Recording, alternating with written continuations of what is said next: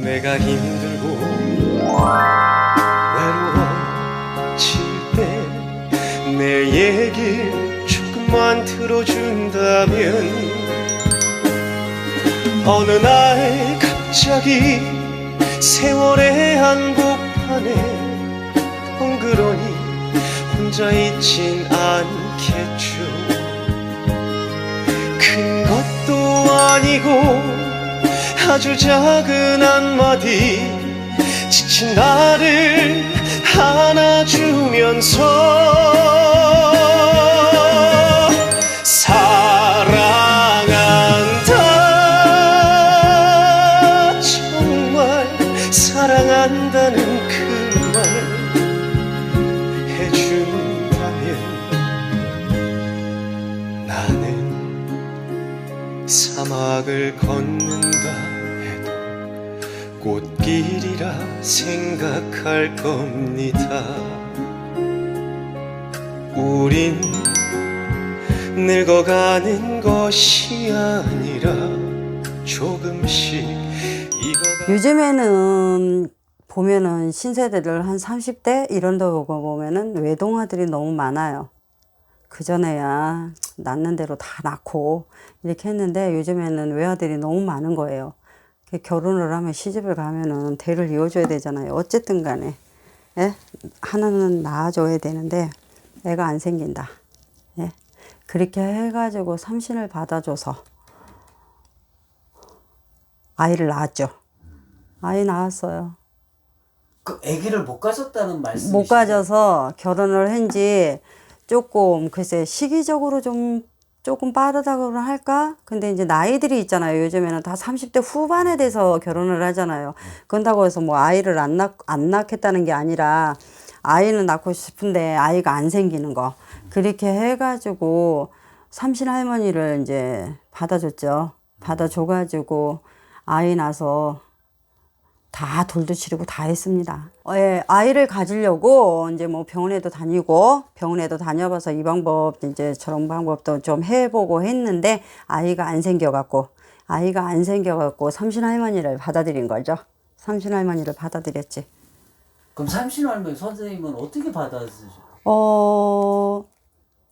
그것도 뭐 크게 돈 많다고 뭐 많이 드린다고 해서 되는 것도 아니고요. 또 그런다고 해갖고 또 너무 없이 할 수는 없는 일이에요. 그 삼신 받는다는 게. 그래서 조금 제자들마다 자기가 이제 삼신을 받아 이렇게 하는 데에 따라서 조금 많이 틀리겠지만 들어가는 게 조금 많이 틀리겠지만 저는 삼신을 받아줄 때는 어쨌든 간에 삼신 할머니도 있고 하지만 또 산신에서 조그맣게 한다 그러면은 산신에서 또 이렇게 하고 또 용궁에서 또 하고 이렇게 해갖고 양쪽으로 다 해갖고 저는 받아줘요. 예. 그래서 거기에 이제 필요한 게 있어요. 그렇게 해갖고 만들어요. 그래갖고 이제 부적이 들어가야 되면은 이제 부적도 좀 하나 이렇게 해가지고 집 안에다가 모십니다. 집 안에다가 모셔줘요. 안방에다가. 예. 그러면 지금 그분이 잘 산다고 말씀을 해주셨는데 예. 구체적으로 예를 들어서 예. 받는 방법은 일을 약간 조금만 하셨다는 예, 말씀이시고 예. 그러면은 그렇죠. 구체적으로 예를 들어서요. 예. 참 그 신이라는 게 근데 네. 이러다가 너무 돈 많이 들어간다 그래도 다 겁들내고 이러는데 돈 조금 갖고 이러다가 또 무더기로 돈 요만큼 갖고 와갖고 다 해달라 그러면은 이거 나 문제 생기는데. 어? 그렇구나. 예. 근데 예를 들어서 이런 거 있잖아요. 예. 그러니까 일반 분들은 삼신할매가 뭔지도 몰라요. 네, 그러니까 이제 점을 보러 왔는데 예. 애가 안 생겨.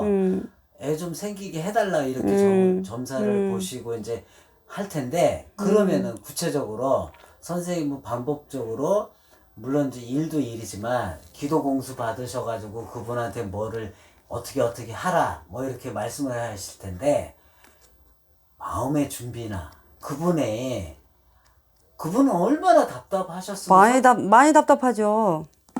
어느 정도가 돼서 선생님을 근데 어차피 이제 아들 가진 집은 그나마도 외동아들이니까, 외동아들인데 빨리 이제 자손을 이제 손주나 이제 손녀가 됐든 간에 빨리, 근데 손주면 더 좋아라 하시죠.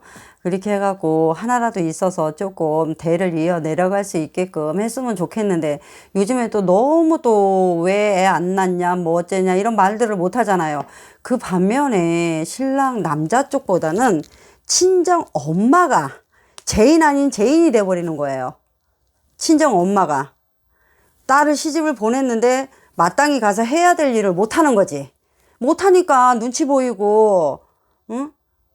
잡을 안 서. 불안한 거지. 빨리 했으면 좋겠는데, 그래서 뭐 병원에도 다니고 뭐 약도 먹고 이러고 하지. 영구적인 진짜 불임이 아닌 이상에는 정말 병원에서도 정말로 영구적인 불임이 아닌데 애가 안 생기다면은 어느 선에서는 다 가능해요. 가능해요. 근데 병원에서도 영구적인 진짜 불임 판정을 받고 한다 그러면은, 제자가 아무리 할아버지 할머니 원력으로 한다 그래도 안 되는 건 안 되는 거예요. 안 되는 건 안 되는 거예요. 그러면 마지막으로 한 가지만, 삼신 이렇게 네. 그 할 때 네. 마음가짐 이런 거 좀 말씀해. 우선은 저는 항상 무슨 일에 앞서서 다 뭐 조상이 됐든 간에 뭐 가게를 하거나 뭐 이렇게 해갖고 문제가 있어서 이렇게 조금 할 때는, 저보다는 우선적으로는 저는 중간 역할이잖아요. 할아버지 할머니 신령님하고 손님하고의 중간 역할. 할아버지가 일러주는 거를 못 알아들으니까 중간에서 풀어서 얘기를 해주는 거고, 예? 그렇게 하니까 셋이, 저는 그래요. 항상 할아버지 할머니 신령님, 그 다음에 이제 저 중간에서 저 이제 뭐가 안 돼서 하던 손님, 셋이서 한 마음 한 뜻이 돼야 된다고 그러거든요. 할아버지가 아무리 일러를 주시고 제가 중간 역할을 해서 손님한테 전달을 하고 한다 그래도 손님이 삐딱선을 타면은 이루어질 수는 없어요. 제자가 아무리 이리 뛰고 저리 뛰고 진짜 능력을 할아버지 할머니가 일러주셔서 능력을 총동원을 한다 그래도 그건 쉽지는 않아요. 한마음이라는 거. 그게 저는 여지껏 제자 하면서 그걸 제일 크게 생각을 해요. 그래서 저는 그래요. 뭐 이렇게 하다가 소원이 있으면은요, 저한테 얘기하는 것보다, 제가 할아버지 할머니한테 10번 구하는 것보다 손님이 본인이 직접 할아버지한테 한 번 고하는 게 더 크다라고요. 몇 배 더 크다라고. 저는 그렇게 항상 그렇게 얘기를 하거든요. 마음이에요, 마음. 기껏 했는데 뭐 이런다고 되겠어? 이러면 안 이루어져요. 이루려고 해야 되니까 마음을 먹고 왔잖아요. 그러면 처음에 점사를 보러 오든 의논을 하러 오든 그 마음을 변치 않고, 나중에야 본인이 심중소원 이뤄가지고 간다면야 그거 가지고 고마운 건 없어요. 이루고 가는 거는 고맙죠.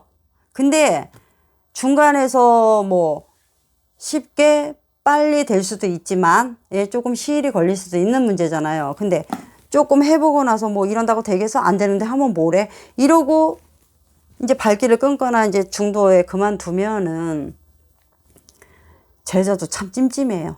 제자도 찜찜해. 손님이 못하겠다고 해서 안 한 건데도 제자는 참 찜찜해요. 마음이 찜찜해. 뭐 제자가 잘못했나? 할아버지 할머니 말씀을 잘못 전했나? 뭐 이런 생각도 있고. 그러니까 많이 불편한 게 많아요. 내가 힘들고 외로워질 때 내 얘기 조금만 들어준다면 어느 날